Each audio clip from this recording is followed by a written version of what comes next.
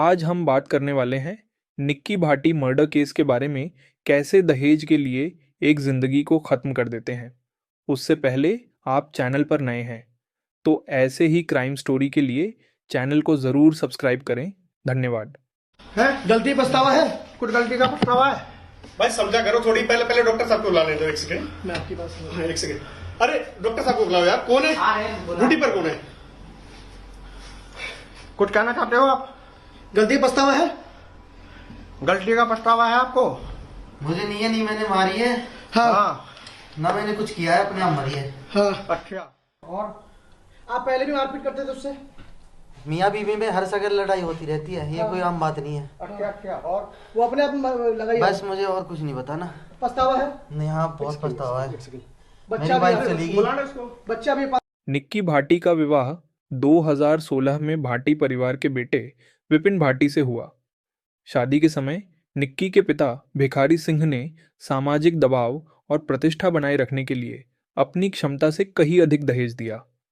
दहेज में एक स्कॉर्पियो, एसयूवी, मोटरसाइकिल और ज्वेलरी, फर्नीचर और घरेलू उपयोग की सामग्री दी गई।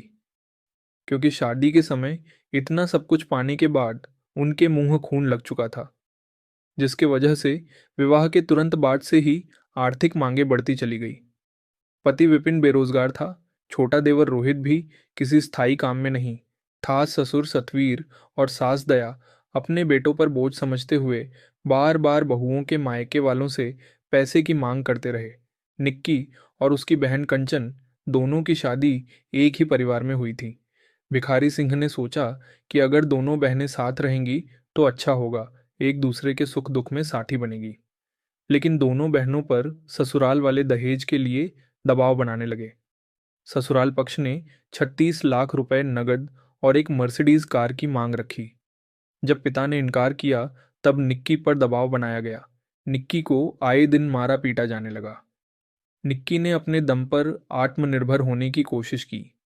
उसने अपनी बहन के साथ मिलकर एक ब्यूटी पार्लर खोला और सोशल मीडिया प्लेटफॉर्म इंस्टाग्राम और यूट्यूब पर मेकअप और हेयर स्टाइल रील्स डालना शुरू किया। धीरे धीरे उनकी वीडियो वायरल होने लगी और ग्राहक भी आने लगे।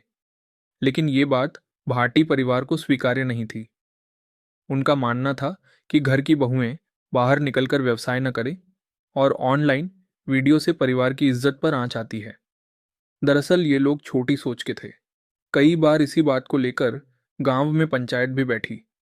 पंचायत में निक्की और उसकी बहन से कहा गया कि वे सोशल मीडिया पर रील्स न बनाएं और घर के कामकाज पर ध्यान दें।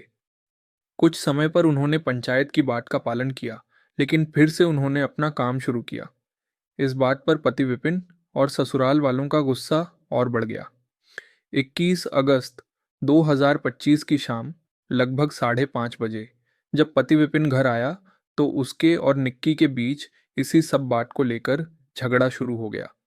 विपिन ने पहले निक्की को पीटा और पास में ही पड़ा पेट्रोल या केरोसिन का डब्बा उठाकर निक्की पर डालकर आग लगा दिया। जब निक्की चीखती चिल्लाती हुई इधर उधर भागने लगी तो उसकी बहन कंचन, जो सेकंड फ्लोर पर रहती थी, वो भाग कर आई और निक्की के ऊपर पानी डाला और उसको कंबल में लपेटा। तब तक निक्की 70% जल चुकी थी। पड़ोसियों ने जलने की दुर्गंध और चीख पुकार की आवाज़ें सुनी। जब तक लोग इकट्ठा होते, निक्की बुरी तरह झुलस चुकी थी। जब बाहर खड़ी भीड़ ने पूछा क्या हुआ है तो घर वालों ने गैस सिलेंडर फटा है ये कहकर अपना बचाव किया। लेकिन निक्की के शरीर पर चोटों के निशान और जलने का पैटर्न किसी सिलेंडर ब्लास्ट जैसा नहीं था। निक्की को पहले ग्रेटर नोएडा के फोर्टिस अस्पताल ले जाया गया।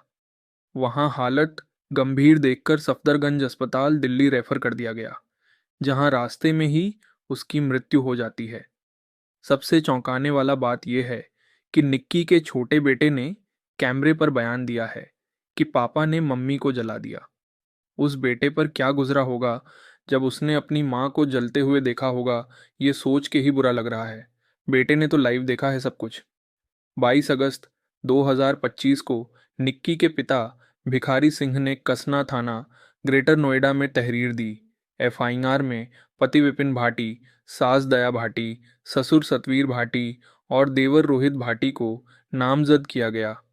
अगर आपको ऐसे ही स्टोरी सुनना है तो चैनल को ज़रूर सब्सक्राइब कर लीजिएगा।